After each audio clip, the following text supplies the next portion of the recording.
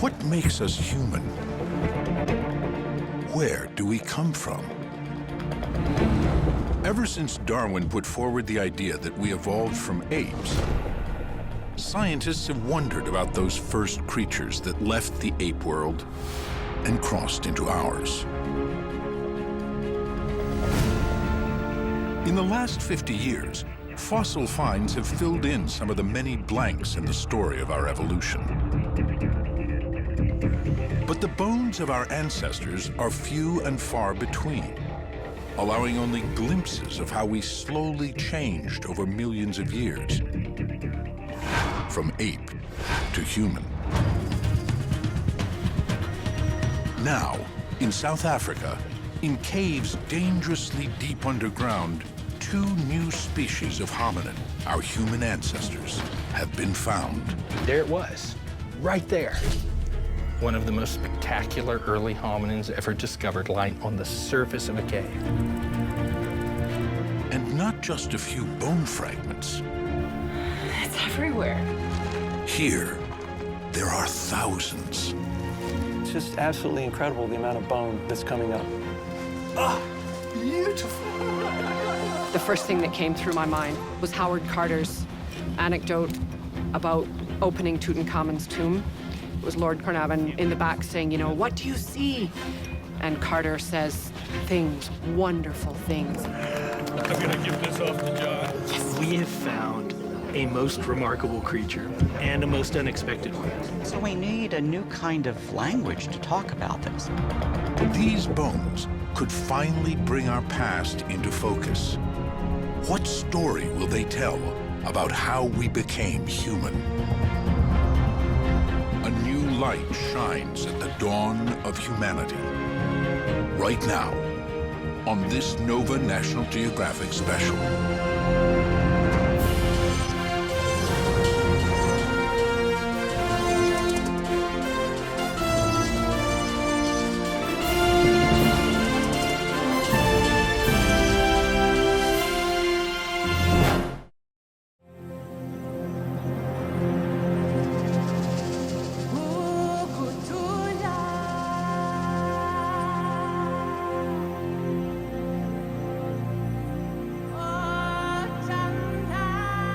The high plains to the northwest of Johannesburg have been called the cradle of humankind.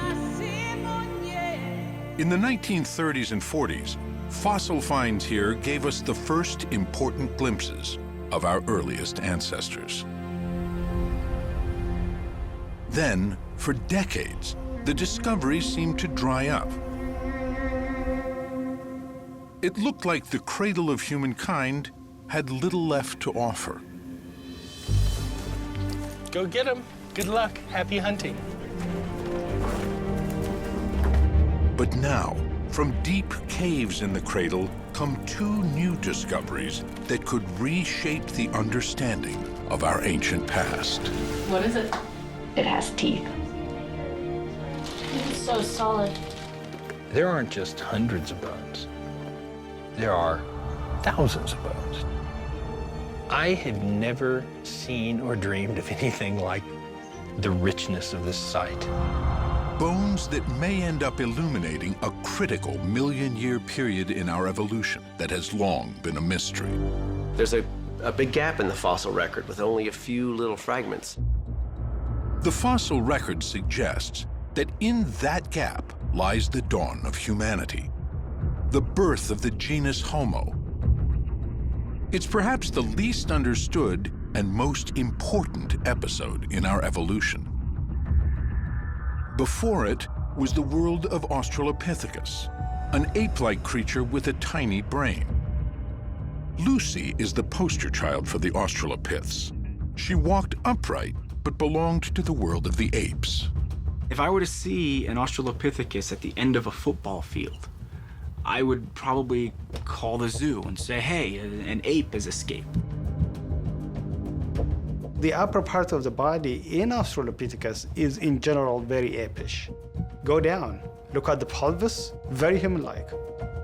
An Australopithecus is sort of like a bipedal ape. If you went back in time and saw them walking around the savannah, you would see animals that stood up and walked like we do, but they would have been smaller in body size. Their brains wouldn't have been as big, so their heads would have looked smaller. Their jaws and teeth were very large.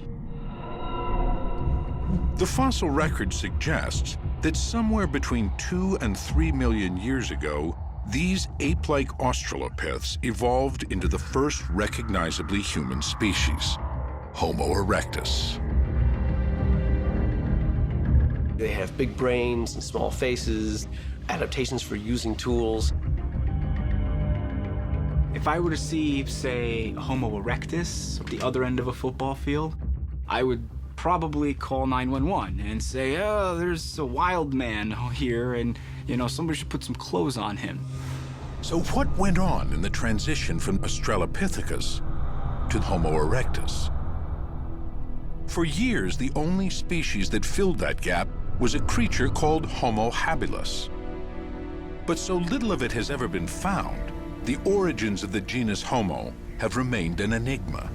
The greatest mystery facing paleoanthropology today is to try to understand how, when, where the transition from Australopithecus to Homo occurred. And what we don't know is what happened between Australopithecus and early Homo. That's one of the big mysteries right now we're trying to solve.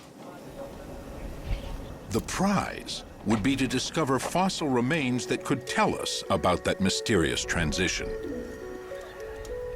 And now, they may have found some. There you can see 2 foot bones in articulation. Emerging from ancient caves in South Africa are fossil finds of astonishing richness. And not just fragments, but virtually complete skeletons. In the very first block that we had a portion of the mandible, the lower jaw, and we had collarbone and one of the bones of the forearm. So that was really, really exciting. She's in there. We have a skull, we have a mandible, we have a complete scapula, we have a complete clavicle, we have a complete arm, a complete hand, and half of the pelvis, which we can, with reconstruction, make to a whole pelvis. Will these skeletons live up to their promise, offering us a new understanding of the dawn of humanity?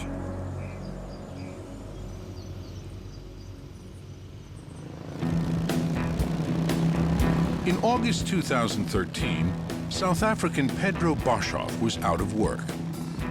He had been a soldier, a prospector, an adventurer, and even a part-time student of human origins. Now he wondered if he could earn some money doing what he loves most, fossil hunting. Towards the end of August, I approached Professor Lee Berger asking if there would be the possibility of a position at faculty with him. Pedro Boshoff came into my office and said, you know, I need work, I need to, and I have the same belief as you that there's more out there. Lee Berger started exploring the area of South Africa known as the cradle of humankind in the early 1990s. After 18 years of searching, he had found only a few isolated fossils. That's not unusual in the field of paleoanthropology. These early human fossils are probably the rarest sought-after objects on Earth. We in paleoanthropology sit in one of the few fields that probably have more scientists studying objects than there are objects to study. In fact, the vast majority of people who do what I do will never find a single piece of one of these early humans. And if they do, it's going to be an isolated tooth. Probably 80 to 90% of our record are just little bits of isolated teeth.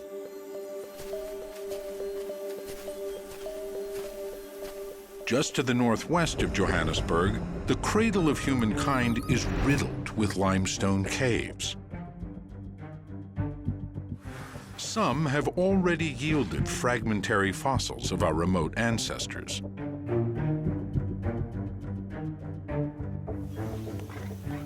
Lee was convinced there were more discoveries to be made. I'd known Pedro for 20 years. And I said, you know, go out there and list your caving buddies, get underground, and see if you can find something.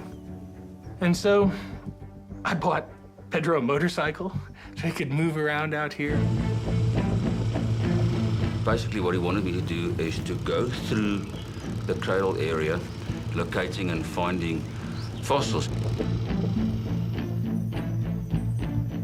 So I sat, as I often do, on a rock, and I contemplated how I'm going to approach this. And then it dawned on me, I'm part of a caving society, having caved in this area for years. And in that, I found Rick and Stephen.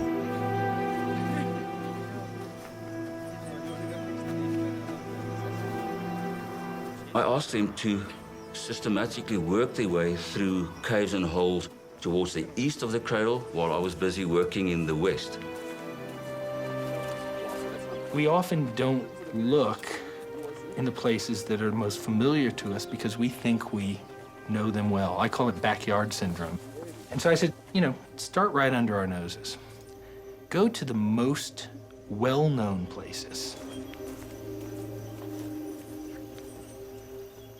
On September the 13th, 2013, Rick and Steve decided to look into a cave system they thought they knew well.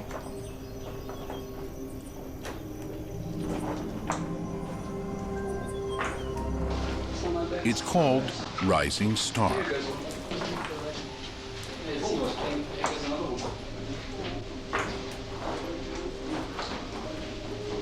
It's an amazing cave. It's got a bit of everything. There's tight squeezes, some great climbs, beautiful formations.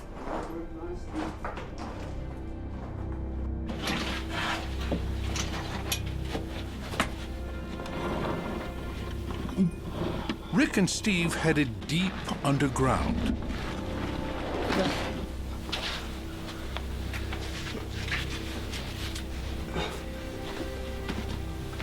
Wanted to show Rick a great climb in the cave called the Dragon's Back. We climbed up there. And in the process of taking some video of the formations at the top of it, Rick wanted to get past me. So I went down a small little crevice, basically so that Rick could crawl over me. I was just getting out of his way. And as I went into it, I noticed that there's still a little bit continuing down.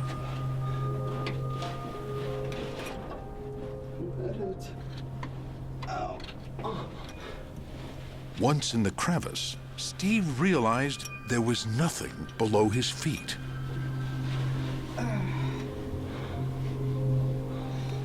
He squeezed himself further down.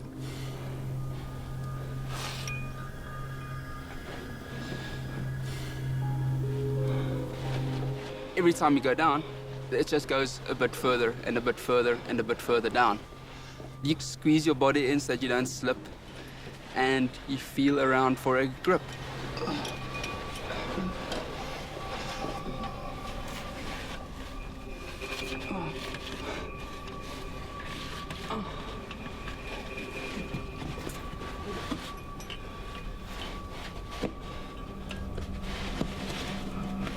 So my legs were dangling down this last little bit, and you don't feel anything below you. And the only way to climb down is actually to lower yourself as far as possible. Just keep on lowering yourselves until you literally, your arms are almost fully stretched out, and then you start to feel a couple of rocks that you can actually put your feet on.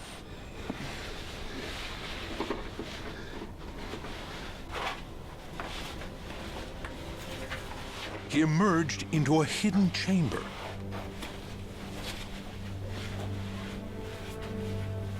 He called for Rick to come down and join him.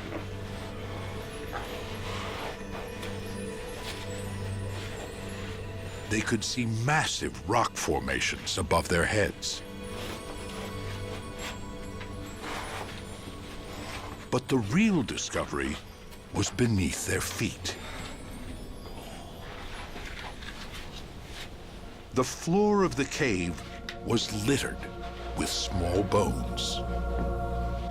We saw at first one bone lying around. We looked a bit around a bit more, and, well, another bone. We actually spotted teeth in the rocks and realized we actually had found something. Followed by a skull in the ground. And finally, one of the most interesting ones is the mandible, with 4 teeth in it. Rick and Steve had no idea what type of bones they were looking at, but they seemed intriguing. They took pictures and decided to show them to Pedro. And I will never forget when he came to me with the photos, put it on the computer, and the first thing I noticed was the jaw with the teeth. And I realized this is definitely a hominin. So needless to say, I called Professor Berger. He didn't answer his phone, and we decided we're going to drive to his house, because now we were all excited, bubbling, of course. Arriving at his home, I rang the bell, and when he answered, my words to him was, "Lee, you really want to talk to us?" Pedro says, "You're really gonna wanna let me in." And, 9:30 at night and dark, but I could hear that emotion in his voice. And they flipped open a computer, and I saw something I don't think I ever dreamed I would see on a computer screen. A lot of swearing at first. Apparently that's his reaction when he sees fossils. But yeah, no, he immediately identified it as a hominid. And that was a mandible of what was clearly an early hominin. The teeth just perfect. The next picture had a skull in it of a hominin. I could see it in outline. There were bones everywhere. They take every one of them I could see in the image were hominin. I was a bit in shock because it all went like a car crash for me. It really did, black and white, and I have only visual, not audio.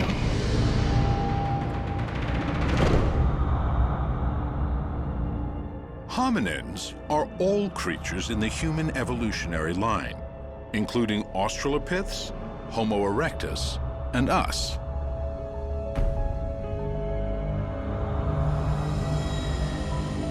When his shock faded, Lee immediately turned his mind to the question of what type of hominin this might be.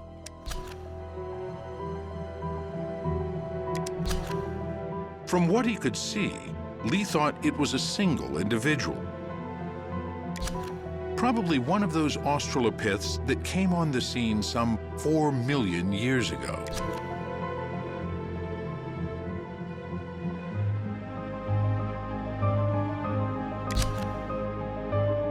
The photos were hard to make out.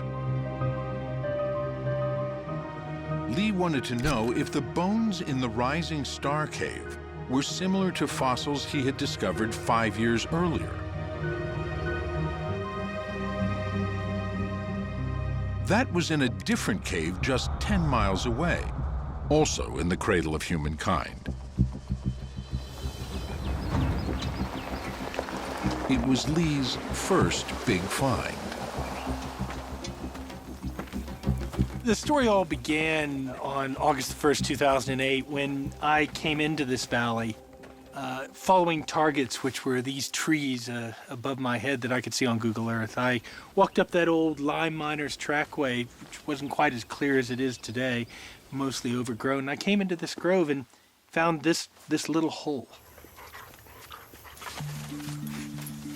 The little valley was called Malapa. Lee thought he knew it well. It was a Friday. Lee's 9-year-old son, Matthew, and his dog, Tao, were with him. I stood at the edge of this pit and said, "Go find fossils." And with that, Matthew raced off into the bush here. I thought he was going to go chase giraffe or zebra or something like that with Tao in tow. And a minute and a half later, he shouted, "Dad, I found a fossil." Sitting right over by that lightning-struck tree, he had stopped and found a little rock. And I almost didn't go and look, because I knew he'd found an antelope fossil, because that's pretty much all we ever find. I saw a fossil. I didn't think it was hominid. I just thought it was an antelope because we find thousands of those, so. I started walking towards him, though, because I had to see what he found him 5 meters away. I realized that sticking out of that rock was a hominid clavicle. I couldn't believe it.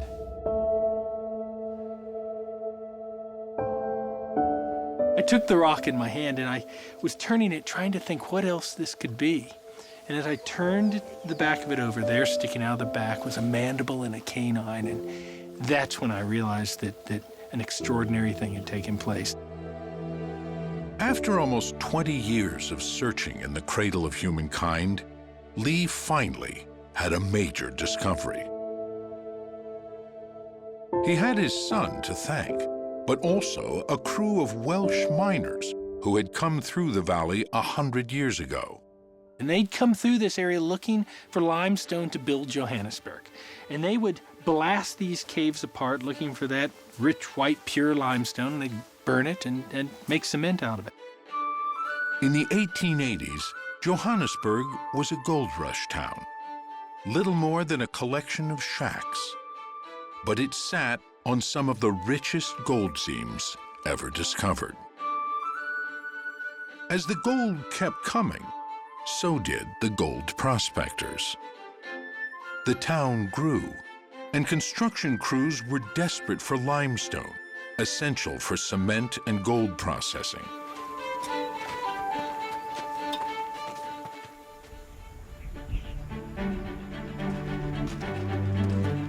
Lime miners combed the high veld outside the town, looking for seams of limestone.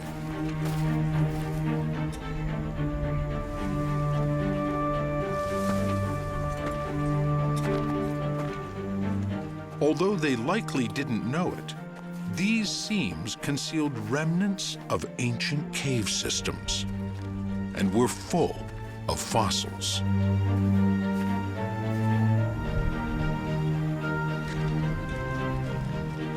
When they found the limestone seam at Malapa, they laid their charges as usual.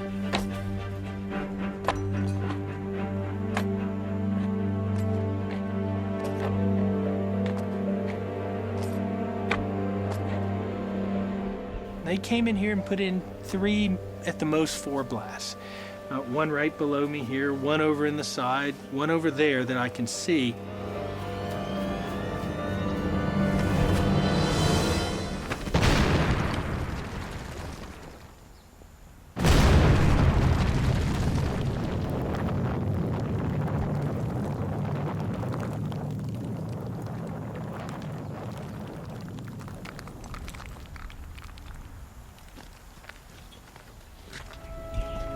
Then, for some reason, the miners never collected the blocks of lime and left the blast hole largely untouched.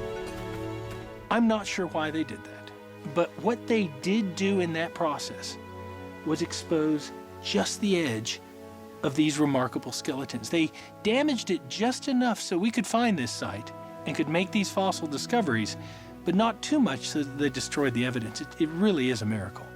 It was in one of the rocks scattered by the blast that Matthew found the collarbone of a child.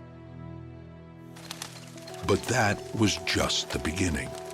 The hole where the miners planted the dynamite would soon yield so much more.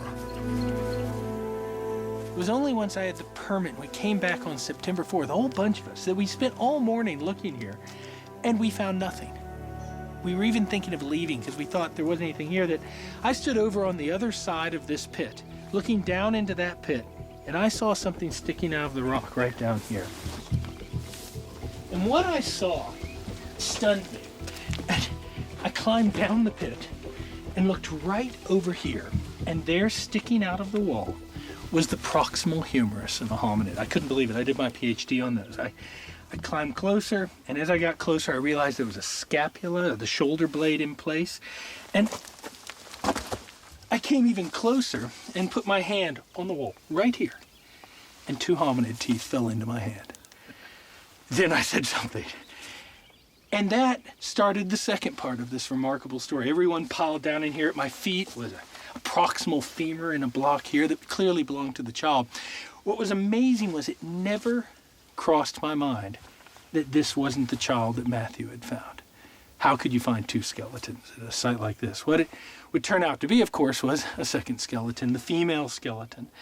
The child would be laying right here, just lying in position here, and it would turn out that there were other skeletons here. There's one sitting over there. There's a baby just above me here, and who knows how many are in front of me here. It really is a treasure trove of paleoanthropology. One by one, they took out blocks of stone they thought might have hominin fossils in them, remnants of our ancient human family. The blocks were all taken back to the University of the Witwatersrand. At the medical school, Lee's wife, Jackie, a radiologist, ran the blocks through a CT scanner, allowing the scientists to peer inside. Higher. There you go. Okay, that's good. Yep.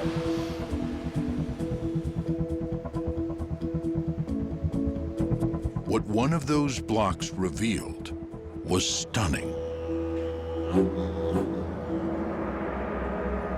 A slice came through, and you could see an entire skull. I was dumbfounded. I could not, in my wildest dreams, believe an entire skull could be sitting in this little rock. Then began the painstaking job of freeing the skull from the rock that had encased it for possibly millions of years. It took me 3 months to get it out. I was the first one that saw this. And you can't describe it to anybody. It's beautiful. I mean, it's been in the ground for 1.9 million years, and you're the first person to see that. I thought, well, you're beautiful. I basically brought this boy back to life. Finally, the skull was free.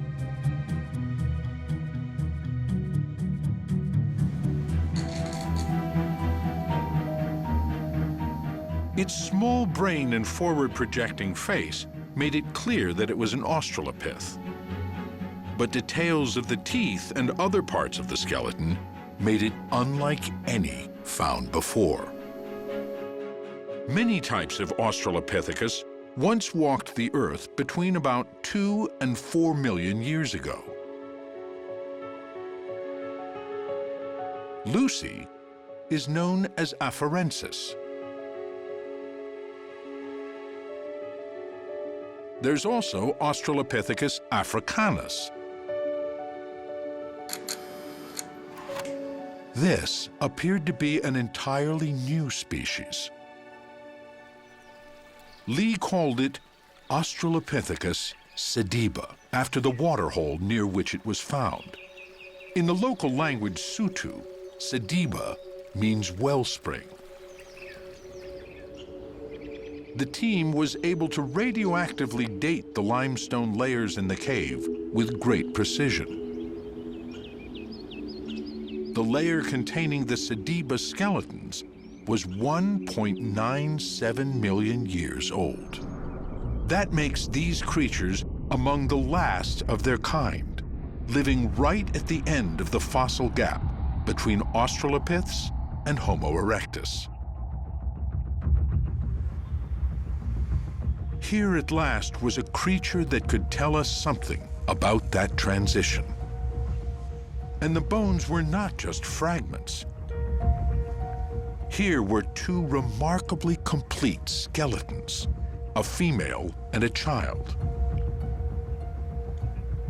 Still encased in the rock at Malapa are fragments of at least 3 more, waiting to be excavated. This made sediba the most complete evidence ever found for what was going on at the dawn of humanity. The Australopithecus sediba fossils are some of the most spectacular skeletons known for early hominids. They're absolutely amazing. We don't get 2 bones associated with one another very often, much less several bones, much less partial skeletons. So that makes these fossils really special. Sediba was exciting from the get-go. Right away, we knew that we had parts of the skeleton and we had parts of the cranium, which helps us figure out who this animal is. So that was really, really exciting. And initially, these upper limb bones looked very primitive. So we knew that we were dealing with something that looked like it would be a good climber, kind of an ape-like creature.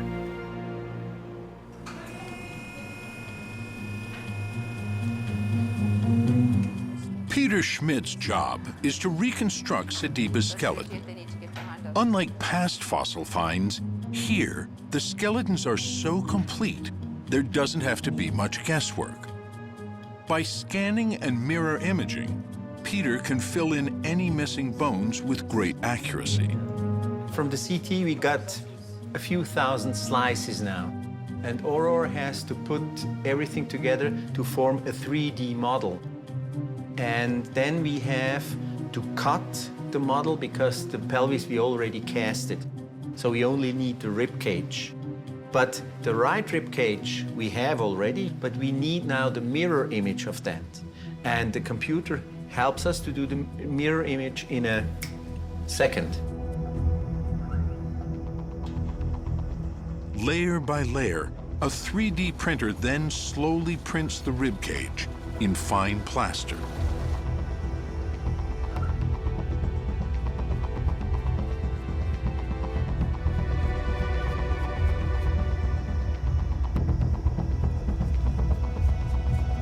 Wow, beautiful.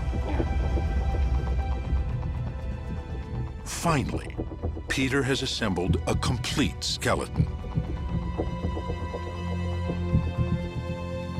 It's highly unusual.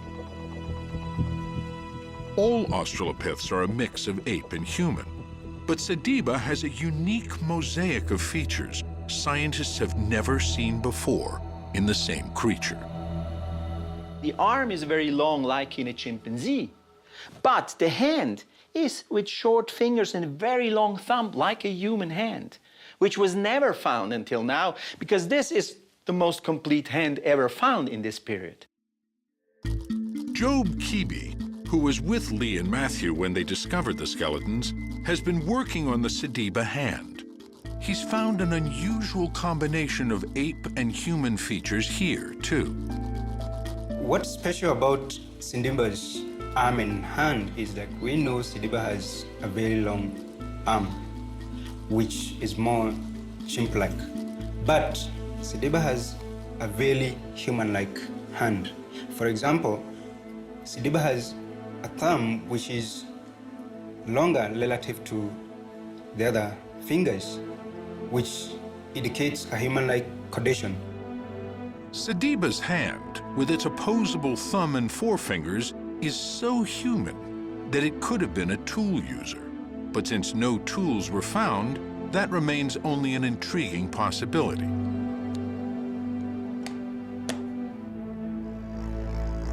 From the reconstructed skeleton, paleoartist Victor Dieck can start to create a lifelike digital painting. By virtually applying tissue thickness markers carefully calculated from the known facial tissues of living primates, he can build up a realistic impression of Sediba's face. Once that was all done, I have now gone ahead and created a body for it. And if you want to see, we can check all that by going transparent and making sure that the bones and everything line up in the proper spaces.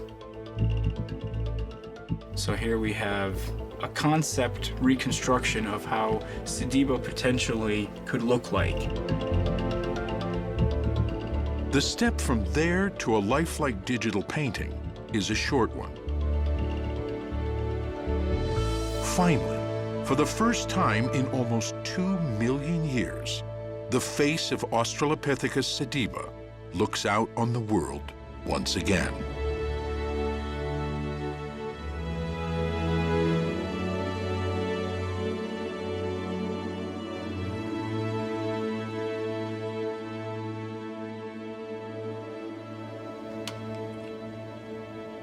But the true revelations will come from the bones themselves. because they are so well preserved, these fossils will give scientists unprecedented insights into the lives of these ancient creatures. Everything from what they ate to how they died. Such details might help explain the Australopith's transition into our genus, Homo. They might also prove or disprove a highly influential theory about the dawn of humanity. A theory inspired by the very first discovery of an Australopith fossil.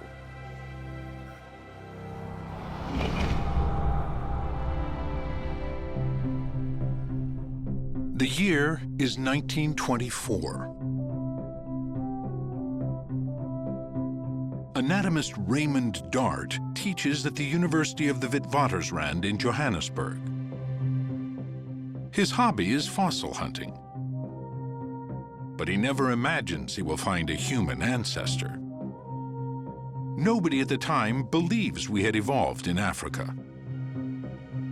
Well, in the late 19th century, fossils were found in Europe with the Neanderthals.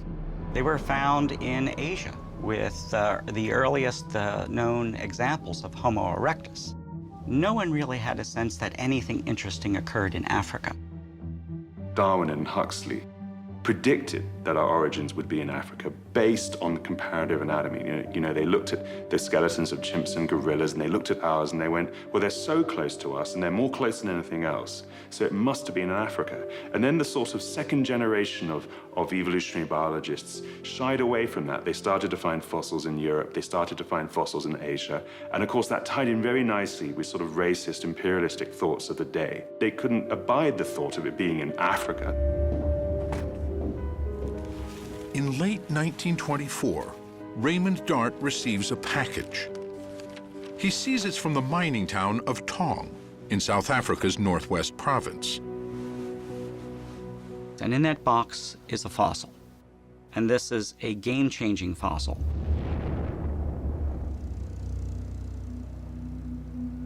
It's been sent to him by miners who noticed what looks like the skull of a small ape encased in the rock.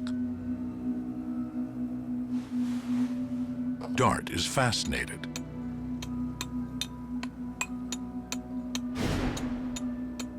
He begins the long, laborious process of revealing the mysterious skull. He can see that it is the skull of a child, but like no child he has ever seen before. It has ape-like characteristics, but also some very human ones.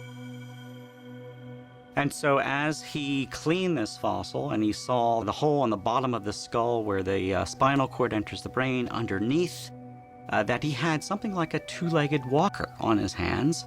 And this he named Australopithecus africanus. And what that means is southern human of Africa. Dart rushed into print with his find. He claimed it was proof that we evolved in Africa, just as Darwin had predicted. He was unprepared for the firestorm his theory unleashed. The Tong child sparked an incredible revolution. Up to that point, everyone said, let's look to Europe for our ancestor. It was unthinkable that anything as important as the emergence of humans could have happened in Africa. Raymond Dart was a feisty guy, and when he was pushed back by the British intelligence here, he became faster, more aggressive in terms of his defending of his views. Most scientists disagreed with him. He really was seen as an outsider, but it absolutely set the ball rolling for one, paleoanthropology as a field in Africa, and two, vindication of what Darwin and Huxley had predicted with actual fossil evidence. It showed once and for all that our origins were in Africa and only in Africa, and that's huge. It totally changed the field. Dart was sure he had discovered the missing link between apes and humans. But it wasn't enough to know what they looked like. he wanted to know how they behaved. What sort of creatures were they? He understood that these great questions about our ancestors were also questions about ourselves. The reason we're interested in our own ancestry, I think, is the reason that you or I want to know who our parents were and who our grandparents were or great-grandparents were. Because somewhere in us we realize that there's a little bit of them in us. And so to understand the quirks of our own behavior and why we do things, if not just why we look the way we do, comes from that ancestry. Paleoanthropology is just that in deep time. We're looking way back. And so we're looking at the things, the sort of little bits and pieces that drive why humanity is like it is today. Raymond Dart was building a theory about how the Australopiths, our ape-like ancestors, became human. His ideas about the dawn of humanity were the touchstone for thinking about our origins for generations. In the 1940s, more examples of Australopithecus began to be found. And a key site not only had fragments of Australopithecus, but also the bones of many other fossil animals. And Dart noted that these bones were broken in a special way. Dart became convinced they were weapons made by our primitive ancestors. Was this the key to what first made us human? Dart had been a young medic in World War I. He had seen firsthand the barbarity humans are capable of. It made sense to him that the origins of humanity were steeped in blood. Raymond Dart's experience in the World War may have colored his interpretation of what these bones and teeth meant. You know, it gave him a view of sort of the dark side of humanity and the violence of humanity. And he came up with this idea that Australopithecus had figured out that bones and teeth were hard and could be used as weapons to kill other animals. This sort of killer ape theory of early humans. Dart believed that the more aggressive and adventurous of our ape-like ancestors abandoned their forest environments and moved into savannas. There, they became hunters and predators. His theory that this violent transformation gave rise to humanity soon found an audience far beyond the small world of paleoanthropology. In the 1950s, there was a drama critic and playwright named Robert Ardrey, who became very interested in human origins. And he went to Africa and spoke with Raymond Dart, and Robert Ardrey, being a dramatist, could write like anything, and he wrote this amazing book published in 1961 called African Genesis. African Genesis became a pop science publishing sensation of the early 1960s. Ardrey's ideas, building on those of Raymond Dart, helped frame public debate about the dawn of humanity for the next 20 years. The very first sentence in that book, I remember it because I read it as a teenager and was enthralled by it. Not in innocence and not in Asia was mankind born. And in that one sentence, he encapsulated Raymond Dart's ideas, that it was an African genesis, and that where we came from was not from an innocent creature, but from the most violent of killer apes. One of Robert Ardrey's greatest fans was the filmmaker Stanley Kubrick. At the time, he was planning a film based on the science fiction novel 2001, A Space Odyssey. It was to be a meditation on human technology run wild. On a mission to Jupiter, the spacecraft's computer turns on the crew.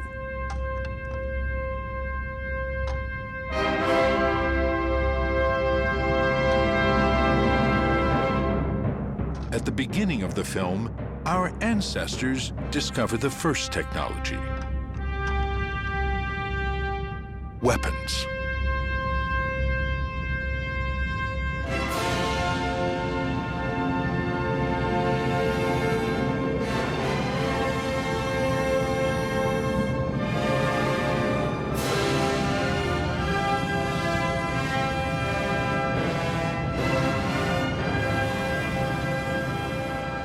Eventually, they will use them on each other.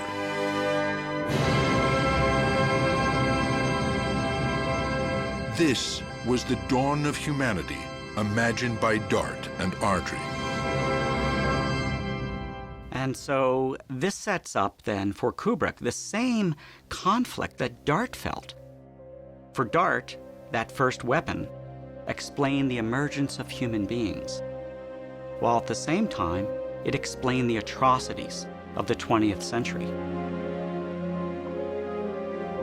Are we killer apes at heart? Is this what we will discover about our ancestors at the dawn of humanity?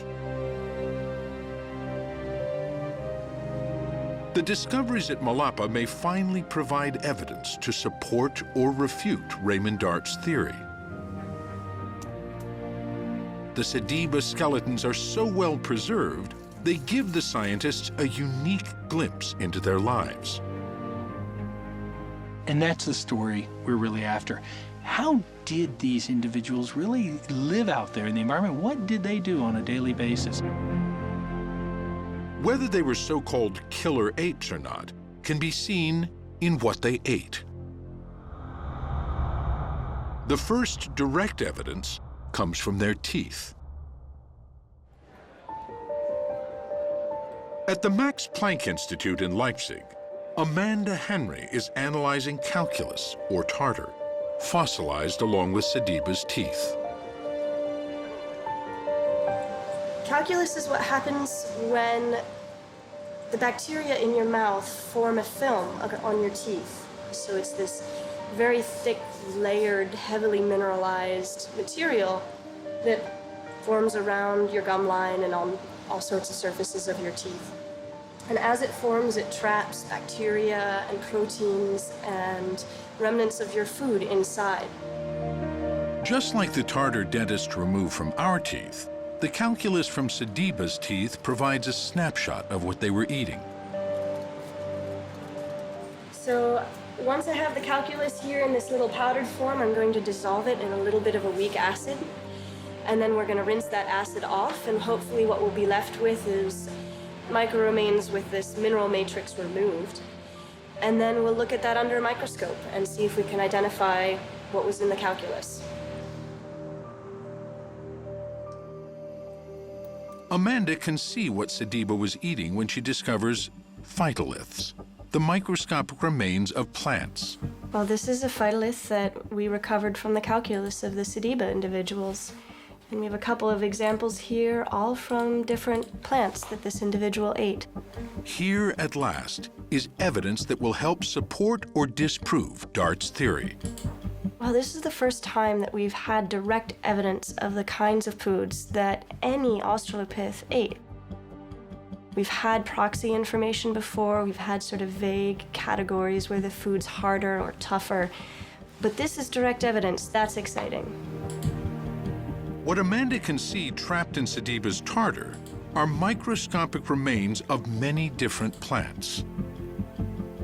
We have phytoliths from grasses. We have phytoliths from the bark or woody tissue of plants, and we have phytoliths possibly from fruits. So all the evidence suggests that the foods that this individual was eating was coming from closed forested regions. So eating fruits, maybe chewing on stems, eating the grasses that are growing in that area. The tooth evidence from Sediba indicates a diet very similar to today's chimpanzees. While they may have eaten some meat, there's little to back up Raymond Dart's theory that they were killer apes.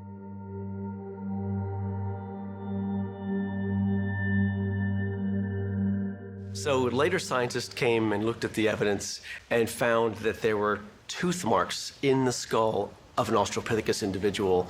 And that was just really compelling evidence that Australopithecus, maybe instead of being the predator, was the prey.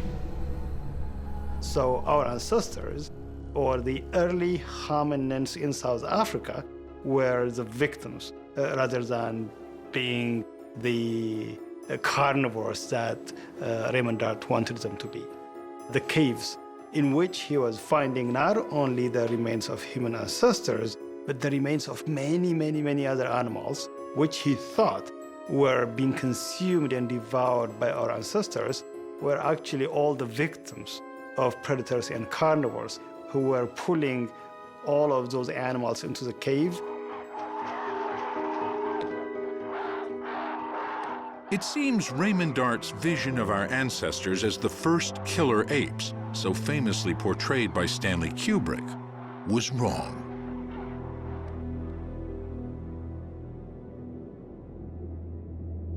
The Sediba's skeletons are so well preserved, they offer the team a chance to investigate not just the lives, but the deaths of these individuals. They can analyze the 2-million-year-old death scene almost as if it were a forensic case. I mean, we're looking at the preservation of organic material here. These animals are articulated the way they died. The breakage patterns may often be a result of the moments before or shortly after their death. So far, the team has excavated the skeletons of a female adult and a child. So the female is this one, and the juvenile is all the bones in blue, all of these. But they were found very close to each other. Aurore Val has been creating a virtual reconstruction of the scene at the bottom of the cave. Besides the Sediba skeletons, there are the skeletons of many other animals, too. How did they all get there?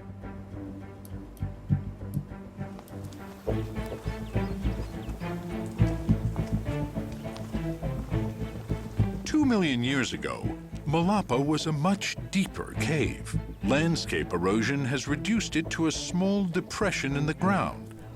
But when Australopithecus sediba was around, it was a cave system about 90 feet deep. Imagine a vertical shaft going up. There's probably water dripping down, roots hanging down. Right here is the curled up body of the female.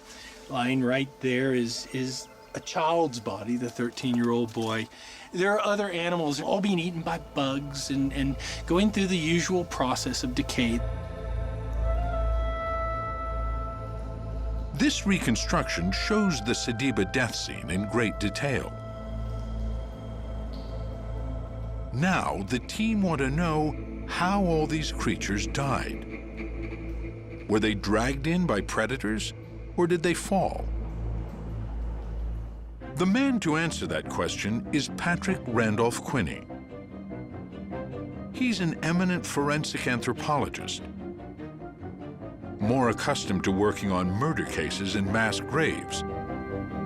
I'm involved in looking at homicides, involved in looking at the forensic identification process. So unknown remains, giving them back their identity and their name. That's what I do for a living.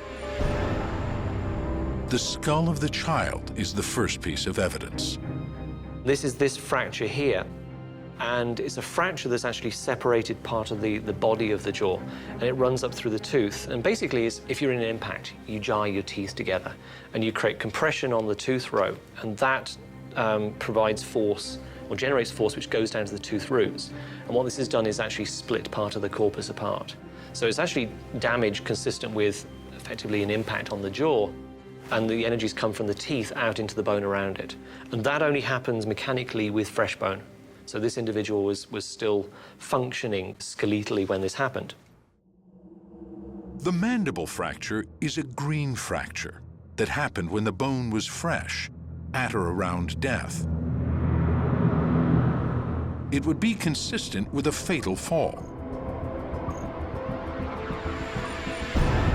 The fractures to the forearms are even more telling. Then if you look at MH2, she's got a fracture that runs through the body of this joint, where it articulates in the elbow with the humerus, with the bone of the upper arm. There are also other fractures associated with the wrist in this portion of the ulna and this portion of the radius. And we've actually got fractures in the scaphoid and the trichettal bone in the wrist as well. And what this appears to indicate is that putting your hand out to stop yourself. This seems to be good evidence the individual was alive when she fell. The cave at Malapa was probably a death trap. Were they searching for water and lost their grip? Perhaps they were trying to escape in terror from some predator. Whatever the reason, they fell and died either immediately on impact or soon after.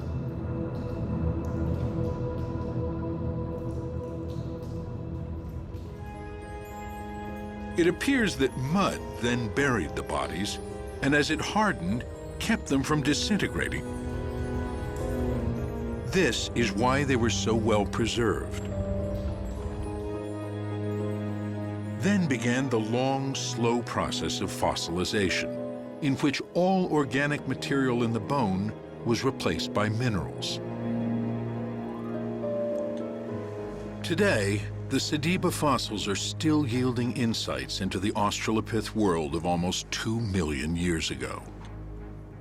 But the most tantalizing question of all is still unanswered. How did these primitive creatures evolve into more advanced human ancestors?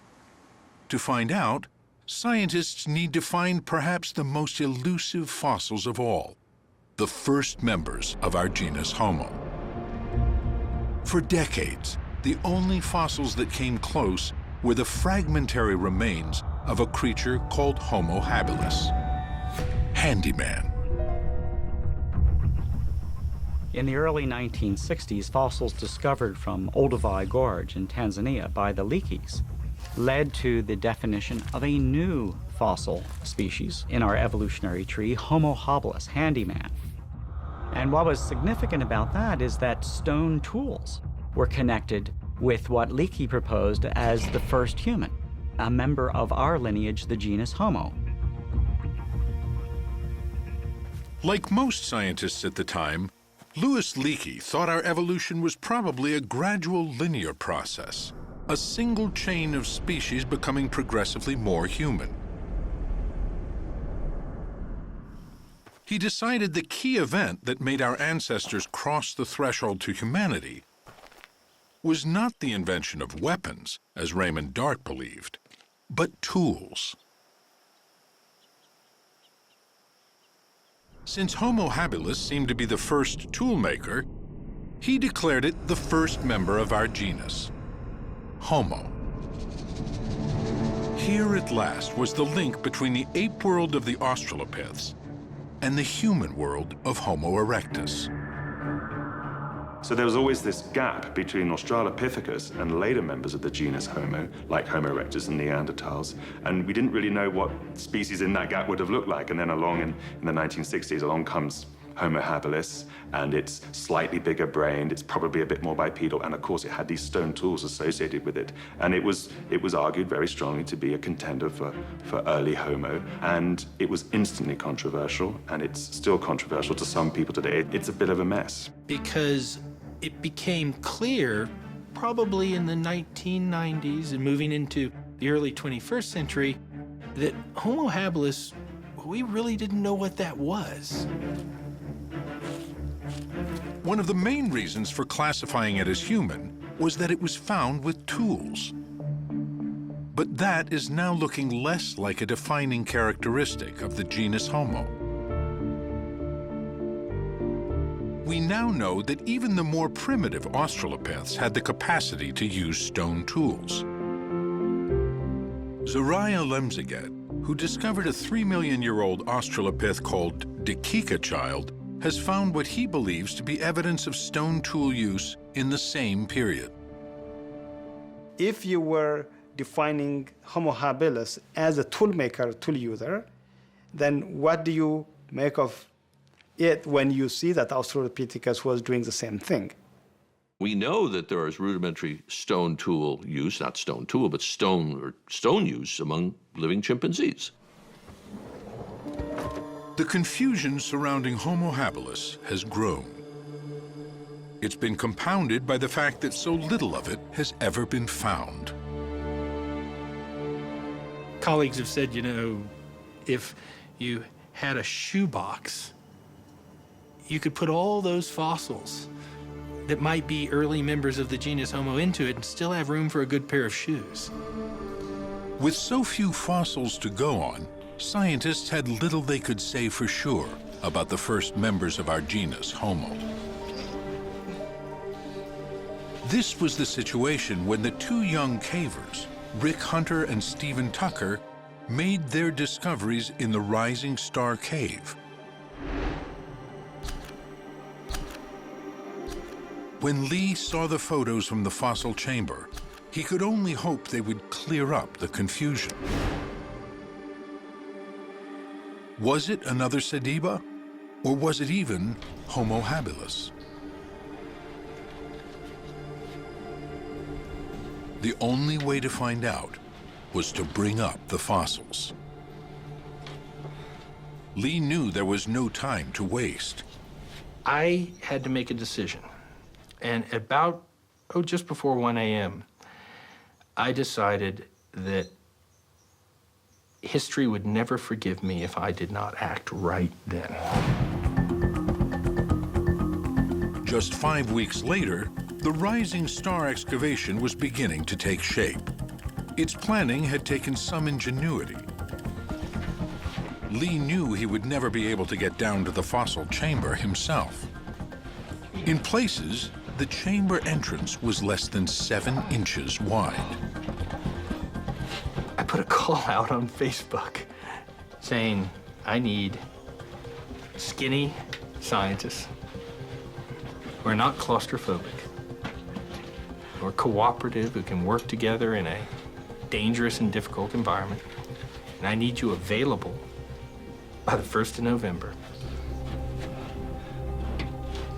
I saw Lee's Facebook post, actually, and on a whim, I applied for it, and the next thing I know, I got asked to interview, and from there, just things started happening really quickly. I saw a call that came out on Facebook from Lee that was looking for skinny scientists, skinny paleoanthropologists that weren't claustrophobic and that would be able to fit into a slot that was about 18 centimeters. And that was very intriguing. I didn't say what had been discovered. I didn't say anything about what I thought it was. They only knew it was me in South Africa, and it was clearly underground. I thought I'd get 3, 4, 5 applicants. I really did. I mean, how many people in the world could be qualified and fit that criteria? Within 10 days, I had 57 qualified applicants from all over the world, most of them women. One morning I woke up and there was a call for tiny, experienced archaeologists from Lee Berger, and I thought, that's me. I received the Facebook post via a friend who saw that it was an ad for a small archaeologist with caving and climbing experience, and she said, that's you. I'm almost finishing a PhD in physical anthropology, osteology, so this is my area. I'm an archaeologist, so I can study up quick on the paleo stuff. I'm a PhD candidate specializing in evolutionary biomechanics, so more on the paleoanthropological side of things. It really seemed perfect. In fact, when I read the call out to my husband, he said, well, they might as well have just written Marina is wanted over here. The Rising Star expedition was to be a new kind of paleoanthropology, tailor-made for the age of social media and the internet. I held Skype interviews, and I did a few things in that with the 11 people I'd shortlisted out of this spectacular list of applicants. Lee explained a little bit about how the cave was found and shared with us some video footage and the initial photographs that Steve and Rick took. And he told us about the conditions of traveling into the cave. So, you know, he wanted to make sure that we really knew what we were getting into. It was mysterious. It was very enticing for that reason, you know, sort of wondering what sort of circumstances they were that necessitated asking for small people with excellent paleontological skills. In the Skype interviews, I wanted to see these people face to face, but I also wanted to test some things. I needed to know that if I shut the cameras off, which I did for many of them, I wanted to hear if they could respond to me, because I had already designed by then this system of communication. I knew I was never going to, I will never set foot in that chamber. Then maybe a day after that, I was told I was a go. It was so fast, so fast. And sent off emails saying, congratulations, pack your bags, expect to be here in the first week of November. Then I got the email that said that I got it. And characteristically, I bust out crying. And just kept reloading my email to make sure, refreshing it, just like, really, it's really there, it's really there. And I screamed so loud. It was a very quick process. The ad went up, and then the interviews happened the next week, and found out a day later that I was accepted to the project, and all of a sudden I was rearranging my schedule and waiting for the plane tickets and packing up and reading quickly of everything that I needed to know, and so it was fast and furious getting ready for this. My brain was just like a flurry, it was like an explosion of glitter and confetti. It's everything. It's like every best birthday and Christmas and Hanukkah and Kwanzaa, and it's everything all at once. I figured if he thought I could do it, if Lee thought I could do it, then I could do it. I had no illusions that this was going to be easy. Nothing like this had ever been done, certainly in the African context, I knew, and perhaps ever, anywhere. And I knew I had to have everything from medical support to safety support to the design of the infrastructure, underground and above ground, and all the things that go on with a scientific expedition.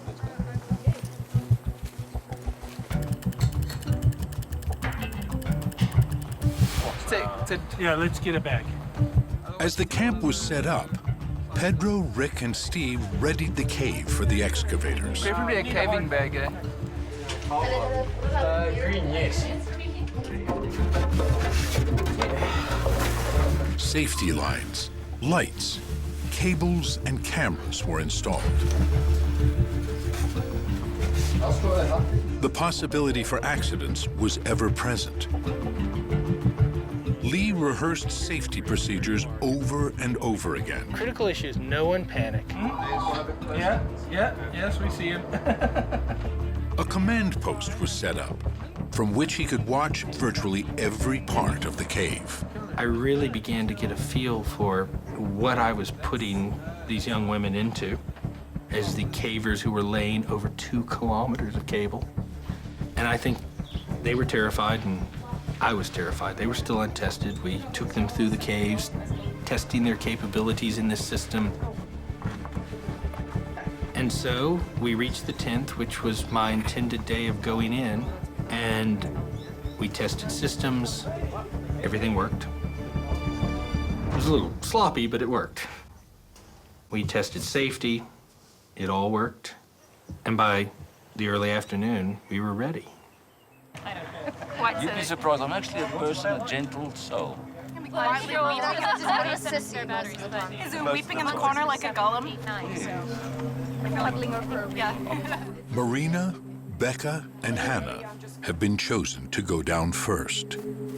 Still, nobody knows exactly what they will find. I've seen a skull. I've seen the other pieces. I am pretty sure that we have got quite a lot of a skeleton of at least one hominid. That, of course, waits to be seen, and it's going to happen pretty fast now over the next several hours. Okay.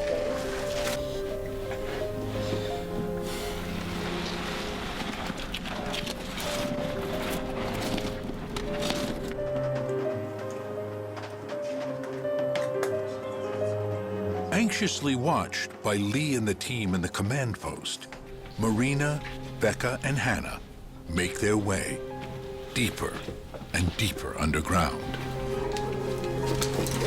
The descent is difficult. And as I looked down, I thought, oh, you know, I don't know if I can do this. But then once I was committed to go down, it was actually much easier than I was dreading. Just trying to also slow it down a bit because I've got the GoPro running. It was just an amazing feeling to realize how far away you are from everyone up top in the command center and to just fully realize what you're down there to do. I became a little bit overwhelmed, but then you also have to turn that off in some sense because you're only down there for a limited amount of time and you have a job to do, a very important job to do. Going down the chute for the first time was, honestly, it wasn't as bad as I thought it was gonna be. Then you come into a landing zone and there's a hallway to pass through. It's not really a squeeze, but it's a narrow passage to pass through, and then the chamber opens up again.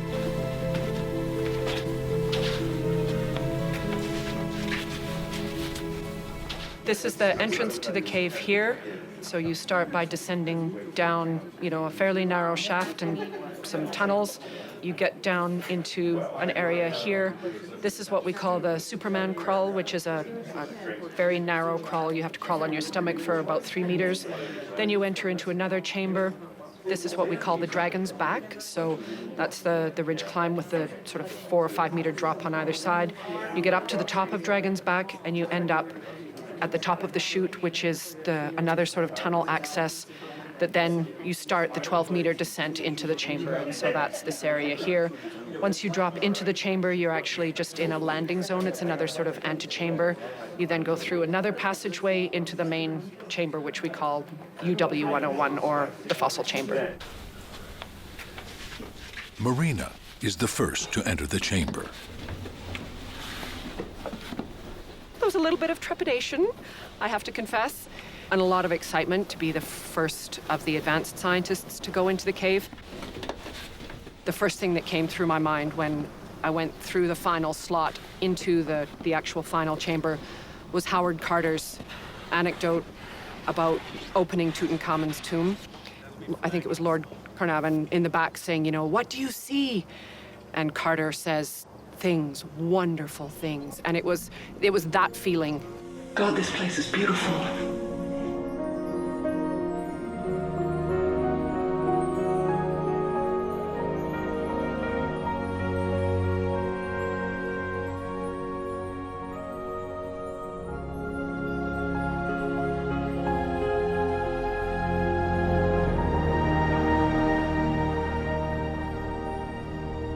First of all, the cave is beautiful, just geologically beautiful. And then you look down, and there was just a sea of bone. And it was obviously just not regular bone. So, yeah, it was amazing. Amazing. And then I saw them enter this chamber. And we got the camera set up, and you could see their feet moving. And it was surreal. Very careful.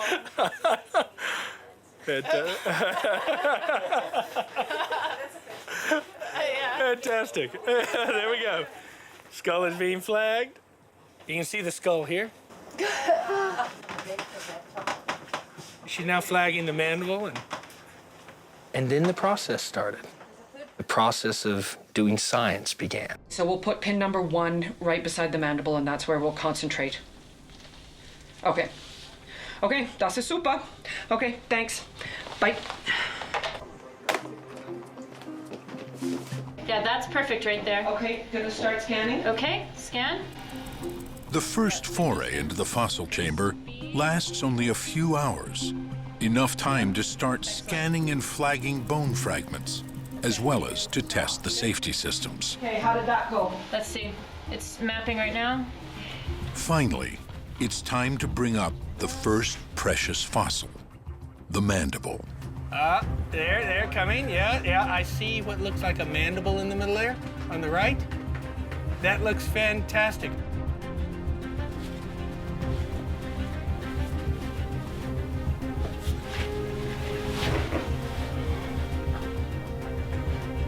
It's Becca who will take care of it on the ascent.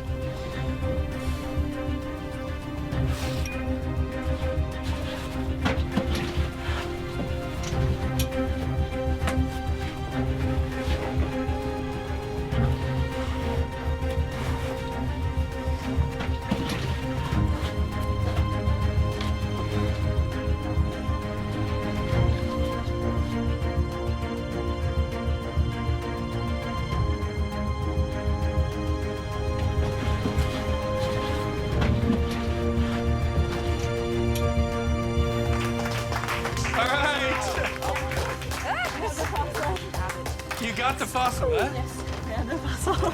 Well done. We go. Now we have everyone else. Everyone's out. Rick's out safe. They're all out. They went out. They're coming. Well done. And so first their safety and that they were out was just this enormous emotive relief. And then the sense that they'd actually got this thing. So now I was going to see for the first time what all of this was about. And when they opened that little box and we unwrapped this thing that they collected, every great idea we had went out the window. Gone, you know. Suddenly we didn't know what we had. When he had first seen the jawbone in Rick and Steve's photos, Lee had decided it probably belonged to an Australopith. One of the most striking characteristics of an Australopith's face is its large ape-like jaws and teeth. As the Australopiths transitioned into the genus Homo, their faces shrunk. Jaws and teeth became smaller. When he finally had the jawbone in his hands, Lee saw it was too small to be an Australopith. It seemed quite human. Could it be a new specimen of Homo habilis? Or could it be a new transitional species between Australopiths and early Homo? These are the questions on anatomist Peter Schmidt's mind as he studies the mandible from Rising Star. You have this molar teeth and a very strange use of the frontal part here. And luckily we got another piece. So with these two pieces we have a hemimandible which is complete. And then we can put on the mirror image and we have sort of outline. Peter can then compare it to the mandible of Homo habilis. I will take this away, and you see, this is the tooth row of Homo habilis. You see also that these are massive teeth, but the tooth row is straight, and we have a very strong shelf here. The mandible from Rising Star is clearly more curved. Got another first metacarpal now. It's not Homo habilis, and it's not Australopith. I didn't. They don't know what it is. This is pure confusion. We don't know what to make of it. We realize all of our preconceived notions have to be tossed aside. We can't go into this thinking it's going to belong in this group or belong in that group. We just have to start from literally scratch.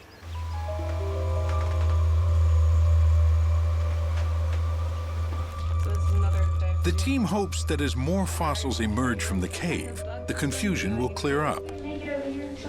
It's so solid. There is reason to be optimistic. Each descent reveals more bones. Where once they thought there might be one individual, they now see evidence of a whole lot more. It was probably a couple hours into the first day when we realized it also wasn't one skeleton. Another femur. Femur land. I remember right, it started with a second femur from the same size. And since there's never been a three-legged hominin, we knew there were two. And then there were three. I think it was by day 2 there were 4. And we realized we were in something very, very, very, very special. All right, good luck with that, Becca. We can't wait to see you. You've got something we want to see. Every time the scientists in the cave remove a piece of bone, they find more bones beneath it. It's everywhere. I mean, it's all strewn all throughout. Not just the chamber, but the passages leading to it are littered with bone fragments. At the landing zone where they stop, I get a call on the intercom. We found another tooth. It was just sitting there. I was trying to find a nice place to sit, and there it is. It just caught my eye. Rick was sitting there as a safety caver, waiting, and he kicked the dirt, and hominids fell out. You have to pass me up some flags. Do you have enough flags? By the afternoon of day 14 in the expedition, we were overwhelmed. I'd started with one safe to hold one skeleton. Day 3, we had 2 safes. Day 4, we had 3 safes. Day 6, my people were going, we need more safes. Woohoo! Tooth und more. I don't know whether you should hug me for someone finding something in the other spot. Oh, yeah.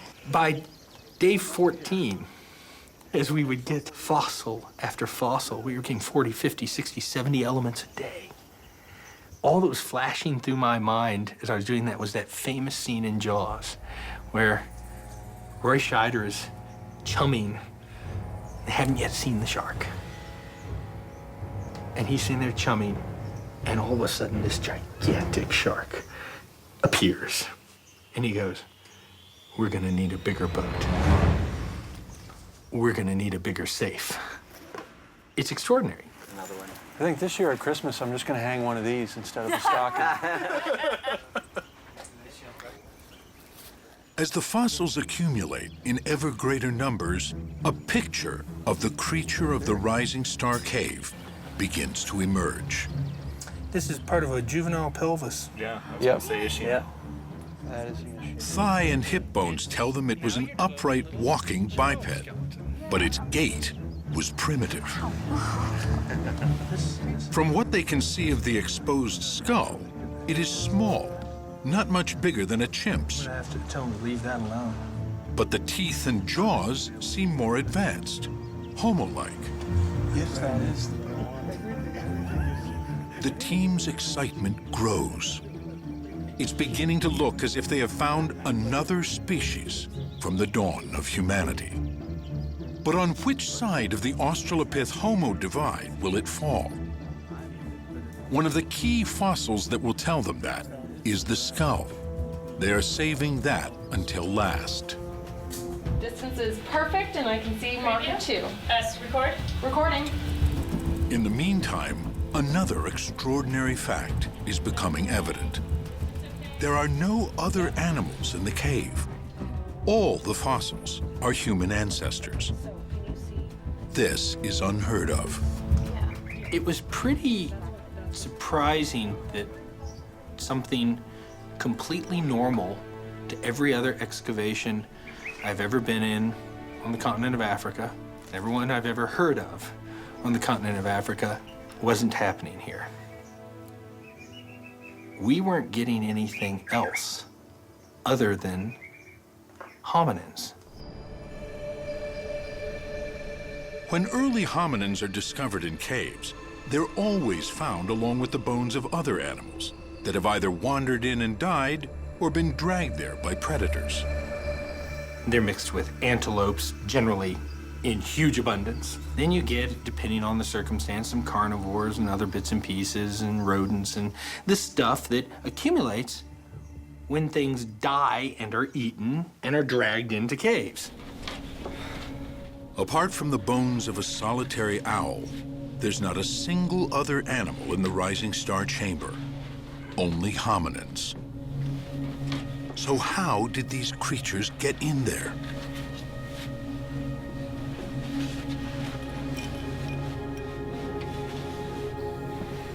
The chamber is very inaccessible, deep in the dark zone of the cave, with no entrance other than the long, narrow chute.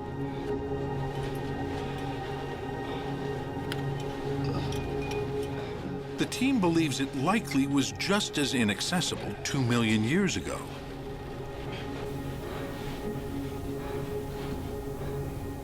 It's starting to look as if the bodies might have been intentionally placed there. Could this possibly be some sort of burial?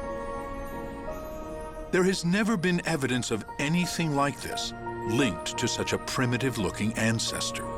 So we got that looming in front of us and don't have an answer to it. Until now, the earliest known burials are from about 100,000 years ago and a much more advanced form of early human. The team doesn't have a date yet for the fossils of Rising Star, but it seems unthinkable that such a primitive-looking creature could be disposing of its dead. But that's what it looks like. And the age ranges of the individuals are very similar to what archaeologists find in cemeteries. At the early stages of this expedition, they look like a symmetry population. Very young individuals and very old individuals, and nothing in the middle so far. Doesn't mean we're not gonna find middles, but that's what you see in a cemetery when you dig it up. Right now, it looks a lot like that. Will it hold out to be that? That will be a mystery I want to see solved. And we're left with this conundrum of, you know, is what we're looking at, you almost don't want to say it out loud. It's a mystery with profound implications, but one that will require further analysis before anyone is willing to back it wholeheartedly.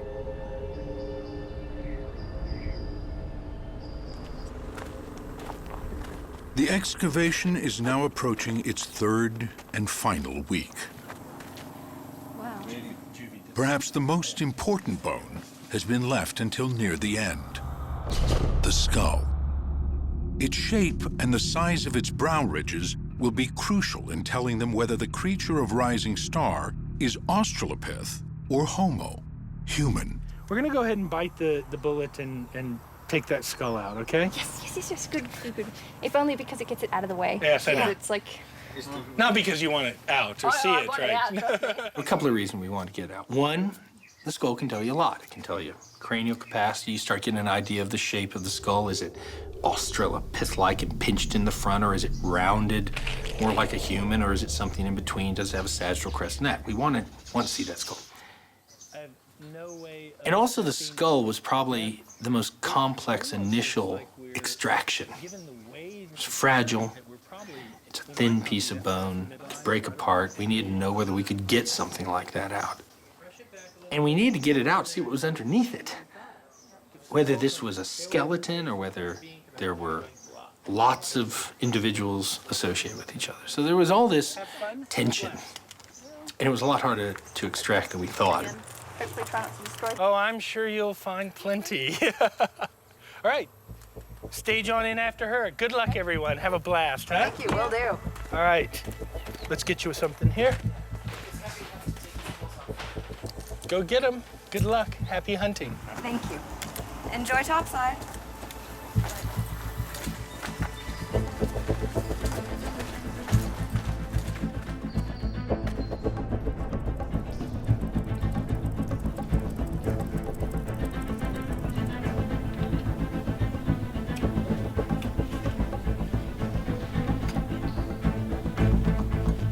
The skull is extremely fragile. The team carefully scans the area immediately around it. And then, I guess that's it. How big?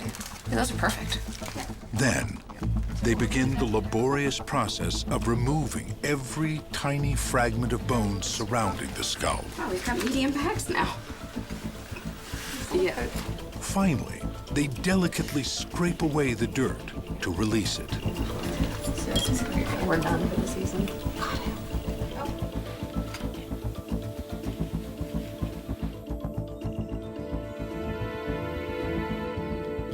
Everyone was feeling all these points of tension around the science of the skull when we knew it was imminent coming out. We only had 2 people down at the bottom. and they were working on it, Becca and Marina, and working and working and working, and finally, we kept trying to call them out, and they wouldn't come out because they knew they were that close to the extraction, and eventually it did come out. That's it. That's it. It's so fragile. With everyone holding their breath, praying that it doesn't break, the skull fragment is finally lifted and delicately placed in a box.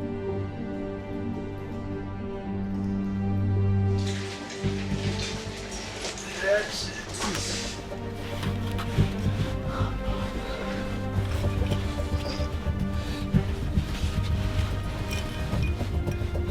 Then it begins its slow ascent, leaving the cave for the first time in possibly millions of years.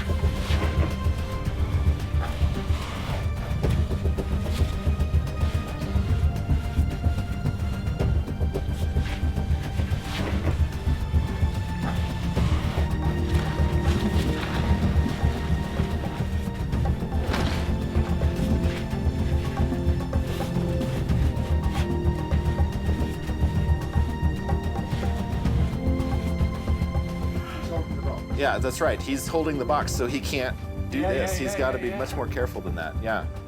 All right, there it is. All right.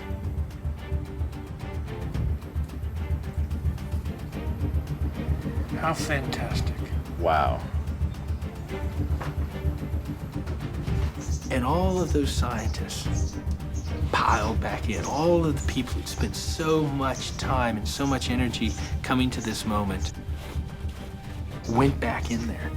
And they lined up in the most difficult places, up the dragon back to basement, where they knew there was a risk that it could get damaged. If dropped, it could get destroyed. And this huge team effort occurred as they handed this off from one to the other, as it moved its way from this dark recess where it's been for however long it's been, to the entrance of the cave, where those of us not privileged enough to be able to get into this system had to wait. Huge tension watching this passage on the cameras until there it was. There we go, folks. Let's go get him. Great moment. It's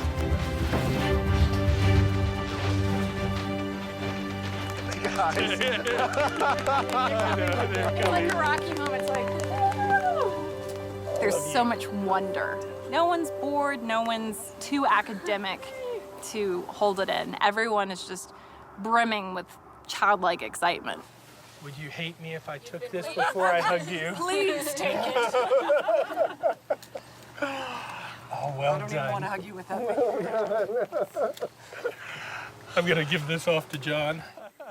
I'm constantly sitting there and stopping myself and going, oh my God, this is like, it's old. It's probably the first time this fossil has seen the light of day or in millions of years. And so I'm continually sort of having to stop and just think for a moment and sort of revel in it. It's the moment everyone has been waiting for. They hope the skull fragment will be the telltale piece to identify the creature of Rising Star as either an Australopith or a member of our own genus. Looking at a left frontal. So it's this part, the orbit, and then part of the brain case just behind the orbit. And that is a very important piece. Large orbital ridges with indentations behind them would indicate Australopith. Smaller brow ridges with evidence of a more rounded skull would say Homo. We do have our genus. We do. We have our genus with that. This is indisputably Homo. Yes, yes. The team's verdict is clear. They have a new member of our genus. Did we do good? We did good. Oh, yeah.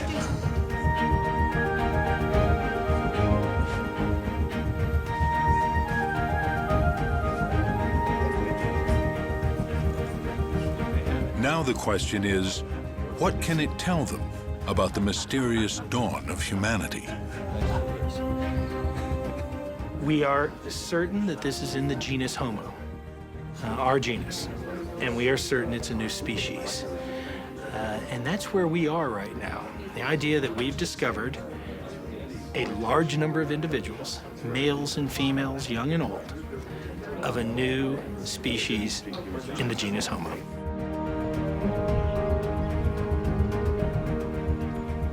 In the next phase, they'll have to piece together and analyze the rest of the fossil remains. Already they have almost 2,000 bone fragments from more than 12 individuals. The rising star discovery is one of the most startling and amazing discoveries in all of hominid evolution. To have that many fossils in one place is unprecedented and took everybody by surprise. The excavation was planned as a 3-week operation.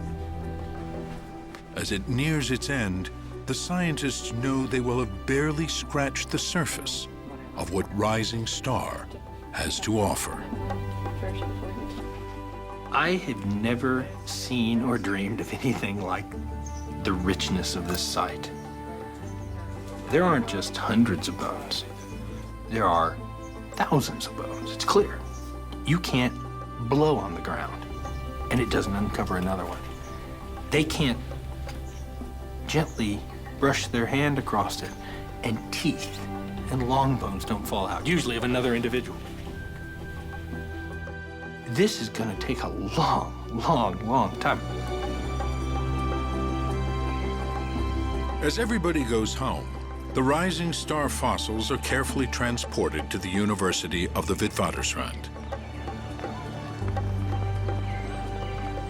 It was here, 90 years ago, that Raymond Dart sparked a firestorm by declaring that the dawn of humanity was in Africa.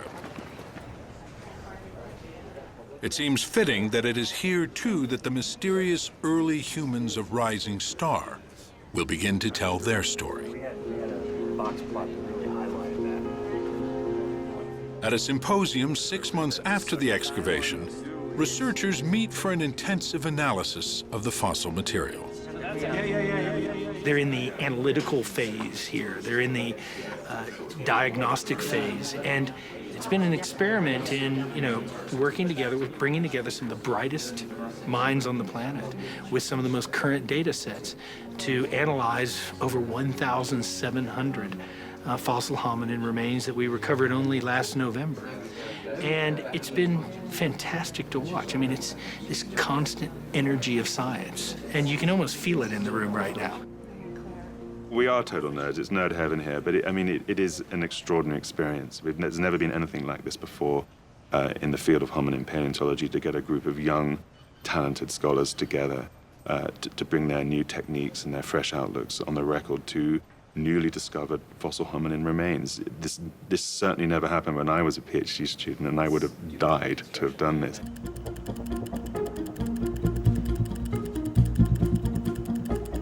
As the analysis goes on, the bones from the Rising Star Cave are finally ready to be presented to the world. We've got a new species of early human in the genus Homo, and that's tremendously exciting. We've never had anything in that transition period between the late Australopiths and the earliest members of our genus in any kind of abundance, and boy, we have it in abundance now. To members of the team, the fossils suggest a creature unlike anything ever found before. We're looking at creatures that are human-like in their feet, human-like in their hands, human-like in their teeth.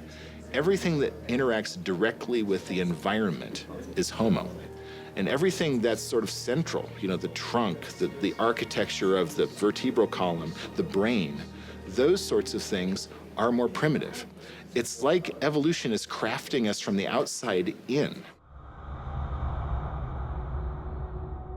We've called the species Homo naledi. Naledi means star in Sutu, and we've called the chamber that the fossils come from, that still has fantastic fossils be found, the Dinaledi chamber, which means the chamber of stars.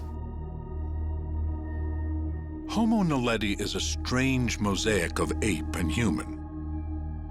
small-brained and small-bodied, with chimp-like arms, but with human hands, teeth, small brows, and long legs. Probably a long-distance walker. Naledi is a surprise in very many ways. It's got an incredibly tiny brain, a brain that's more than a third as small as a modern human's brain is. Yet it's clear when you look at the cranial shape, the dentition, the legs, particularly the feet and even the hands, that this thing is part of our genus. Here are creatures on the cusp of becoming human, but still very close to the Australopith world. It makes the question of how they got into the cave even more intriguing. It looks like they got in there because somebody put them there. Now, if we say that, you have to understand that's a very controversial thing to say. And so we approach it very conservatively. We can show that there's no signs of predation. We can show that there's no predator that accumulates only hominins in this way. We can show that they didn't all get there at once. We can show that there's not a flow of material into the chamber. And that's where we leave it scientifically. You know, we can say the best hypothesis we can come up with is they were put there. If this is true, its implications are far-reaching. They now know that the rising star hominin had a brain size in the range between 450 and 550 cubic centimeters. That's just slightly larger than a chimp's. So if in fact the rising star hominins are purposefully disposing of their dead, we're talking about some small-brained hominins who are doing this, and that begins to change our thinking about sort of the cognitive attributes and the neural machinery that you need to engage in that kind of behavior. And that becomes really interesting. The accumulation of Homo naledi skeletons in the cave raises the type of big question that Raymond Dart wanted to answer. What type of creatures were our primitive ancestors? If the naledi skeletons have indeed been intentionally disposed of, some sort of burial, it would indicate already quite advanced social behavior. This fits with new ways of thinking about the transition from ape to human. Many scientists now believe that a key element of that transition was the growth of ever stronger cooperation and social bonds. Psychologist Michael Tomasello has spent a lifetime comparing the social behavior and capacities of chimpanzees and human children. Well, there's social and there's ultra-social, and all mammals are social to some degree. Great apes are especially social in the sense that they form long-term relationships with others and have bonding relationships with others, and they groom, they support each other in fights. So they're very highly social creatures. But a lot of it is organized around competition. So a lot of it is organized around coalitions to fight over food and so forth. And in humans, we of course haven't lost our selfish and competitive streak, but we've become so much more cooperative. Not perfectly cooperative, but much more cooperative. The fact that we can sit in an airplane with 300 or 400 individuals of breeding age that we aren't related to and not rip each other apart is a uniquely human character, and it was evolved on this landscape behind me, because Africa is a harsh place, and we as early humans had to evolve cooperation in order to survive here. We didn't have big canines and sharp claws. We just had each other. Humans are the most highly social primates ever to walk the earth. We bond and form relationships far more complex than any other primate. So if the rising star chamber is indeed a burial, perhaps this would suggest that here at the dawn of humanity, those more complex social bonds had begun to take shape.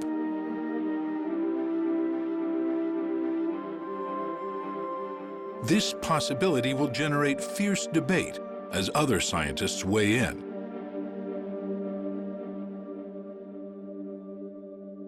But how do these discoveries change the narrative of human evolution? There's an old refrain in paleoanthropology. People always say, we need more fossils, we need more fossils, we need more fossils. But the fact of the matter is, more fossils just complicate the picture. One compelling question to be answered is, where do these new fossil ancestors fall on our family tree?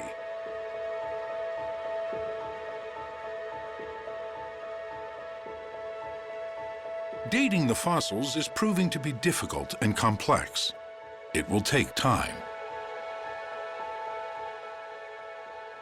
The thing that's hard about it is we don't know how old those fossils are. And we can tell what they look like because we have so many of them. But if they're 3,000 years old, or if they're 3 million years old, it's going to mean a very different thing for how it changes our understanding of human evolution. Because we have a date, things are a little clearer with the Malapa finds. At 1.97 million years old, most scientists believe Sediba is too late to be a direct ancestor of ours. Our genus Homo was already established by the time Sediba came along. But even if Sediba is not our direct ancestor, it does show there were many different types of primitive ancestors living together at the same time. Okay, yeah, keep on.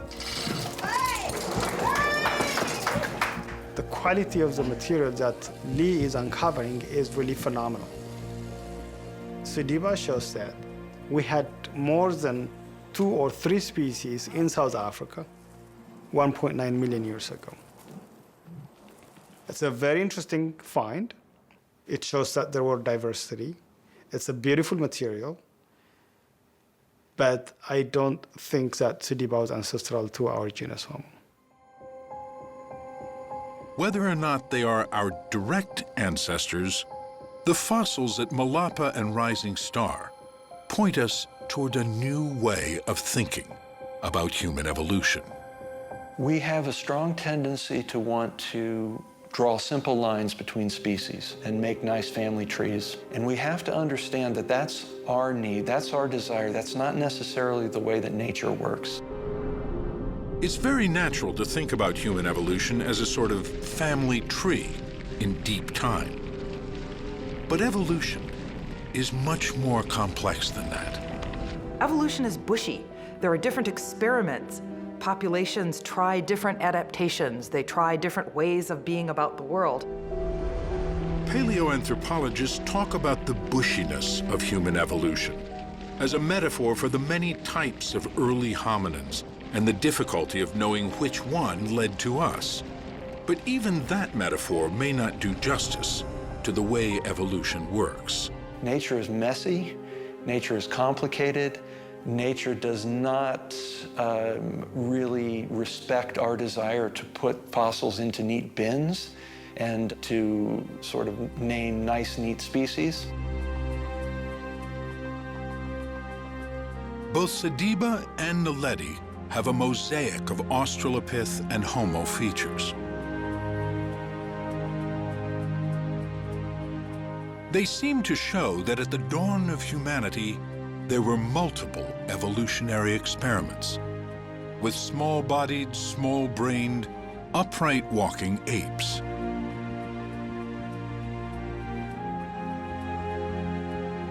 Scientists now know some of these varieties of late Australopith and early Homo lived together at the same time.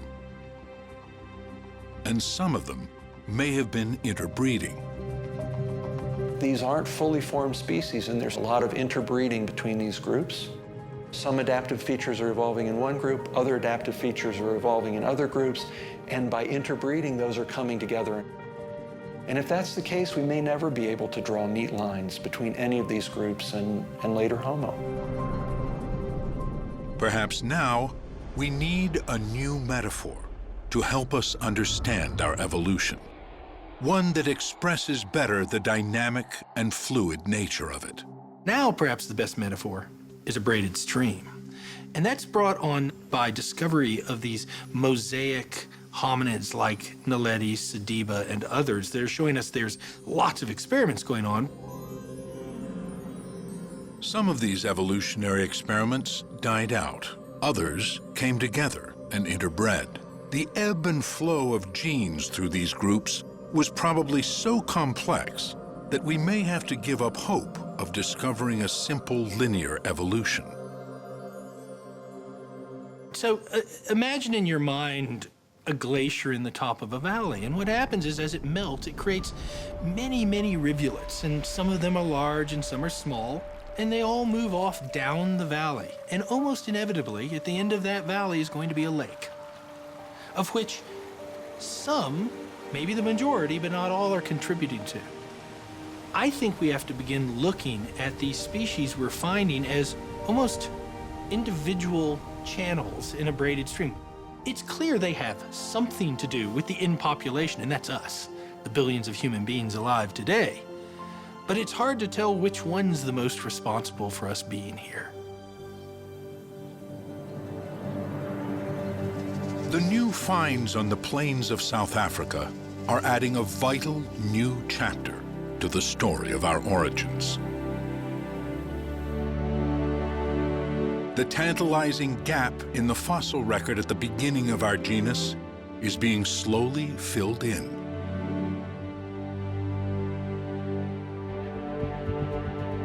Finally, there is light at the dawn of humanity.